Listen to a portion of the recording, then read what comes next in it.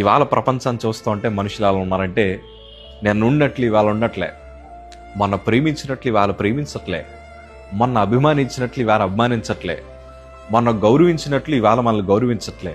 ఎందుకంటే కాలం మారే కొద్దీ, రోజులు మారే కొద్దీ వారి మనస్సు మారిపోతుంది, వారి తలంపులు మారిపోతున్నాయి.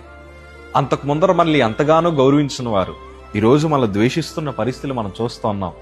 ఎందుకంటే అందరూ మారిపోతున్నారు. ఈరోజు ఎక్కడ ప్రేమ ఆప్యాయతలు కనిపించట్లేదు. వైఫ్ అండ్ హస్బెండ్ మధ్యన కూడా ఆ ప్రేమ ఆప్యాయతలు కనిపించట్లేదు. పిల్లలకి తల్లిదండ్రులకి మధ్యన కూడా ఆ ప్రేమ ఆప్యాయతలు కనిపించట్లేదు. మాట మారిపోతుంది, మనస్సు మారిపోతుంది, తలంపులు మారిపోతున్నాయి. ఆస్తులు మారే కొద్దీ మనుషుల స్వభావం మారిపోతుంది. సంఘాలు మారే కొద్దీ ఒకరి ఆత్మీయ జీవితంలో కూడా ఎన్నో మార్పులు కనిపిస్తున్నాయి. మనుషులను ఆశ్రయిస్తే మనకు మేలు జరగదు, అధికారులను ఆశ్రయిస్తే మనకు మేలు జరగదు. ఎందుకంటే వారు ఎప్పుడు మారిపోతారో, ఏ క్షణం ఎలా ఉంటారో మనకు తెలియదు. అందుకే యెహోవాను ఆశ్రయించడం మేలు. ఎందుకో తెలుసా? ఆయన ఒకేలాగుంటాడు కాబట్టి.